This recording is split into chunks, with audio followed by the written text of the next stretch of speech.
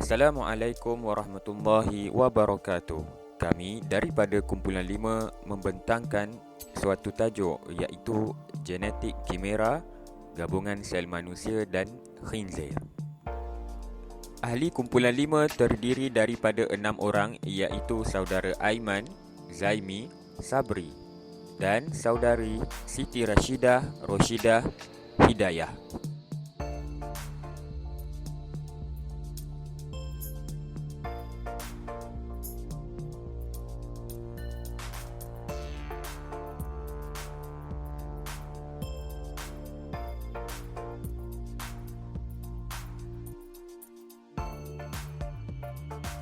Apa itu kimera? Perkataan kimera diambil dari kisah mitologi Yunani yang terdiri daripada gabungan haiwan iaitu singa, kambing dan naga. Dalam mitologi Yunani, kimera adalah makhluk yang terdiri daripada bahagian haiwan yang berbeza.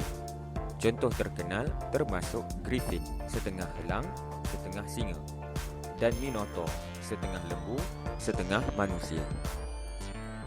Kimera ialah organisma yang terdiri daripada dua jenis sel berbeza secara genetik daripada spesies yang sama atau berbeza. Maka, penerima pemindahan klinikal pernah dirujuk sebagai kimerik kerana mengikut terapi penerima, badannya mengandungi sel daripada dua individu berbeza, selnya sendiri dan sel yang didermakan kepadanya untuk terapi. Meraihkan darurat atau hajat. Merujuk kepada prinsip asal, Islam mengharamkan penggunaan najis untuk tujuan perubatan berdasarkan surah Al-Baqarah ayat 173. Namun, di dalam keadaan yang mendesak, bahan najis boleh digunakan jika tiada lagi bahan yang suci mengikut syarat-syarat yang telah ditetapkan. Mengutamakan maqasid daripada yang zahir, iaitu memenuhi tuntutan memelihara nyawa manusia. Seterusnya, meraihkan perubahan semasa. Pengajian tentang fiqh Islam adalah suatu yang dinamik. Ia sentiasa berkembang dan berubah dari masa ke semasa bergantung kepada keadaan, suasana serta keperluan hidup manusia di sesebuah tempat.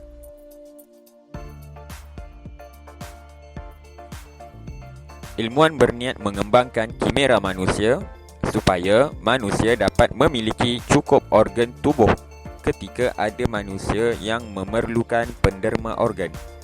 Walau bagaimanapun, konsep penelitian kimera adalah sangat sulit dan boleh menjurus kepada penyalahgunaan kajian.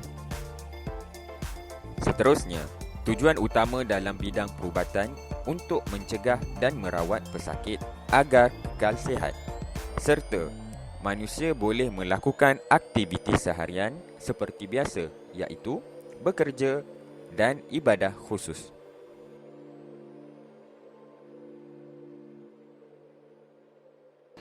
Menurut Tom dan James yang merupakan ahli biotik, mereka berdua telah mencetuskan 4 prinsip dalam biotik, iaitu: pertama, prinsip menghormati autonomi, respect for autonomy. Kedua, prinsip tidak melakukan keburukan, non-maleficent.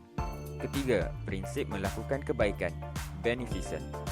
Keempat, prinsip keadilan, justice. Berdasarkan 4 prinsip tersebut menjelaskan kaedah dalam kajian biotik seperti genetik kimera. Hal ini kerana kajian kimera dapat mempengaruhi sistem dalaman haiwan dan manusia serta mampu menjurus kepada penganiayaan, iaitu kesan akibat daripada hasil sebuah kajian kimera terhadap haiwan atau manusia. Maka keperluan kepada suatu prinsip yang dapat menjaga nilai manusia dan haiwan di dalam kehidupan.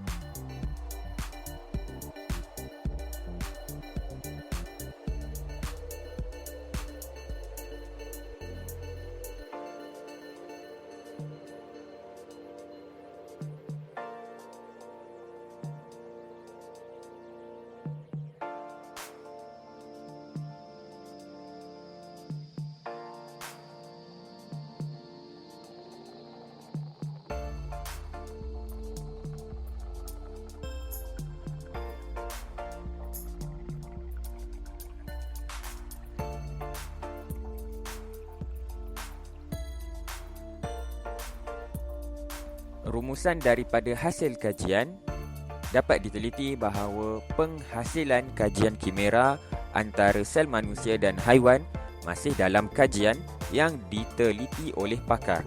Kedua, dapat diteliti bahawa evolusi manusia dan teknologi seiring bagi menghadapi arus perdana kehidupan di masa yang akan datang. Terakhir, menurut agama Islam, ulama' bersepakat di dalam hukum Islam menurut mazhab Syafi'i. Keputusan Majma' Al-Fiqh dan seterusnya menurut pendapat Syekh Dr. Muhammad dan Datuk Zulkifli Al-Bakri, ia dibolehkan mengikut syarat dan kaedah yang telah ditetapkan oleh syarak.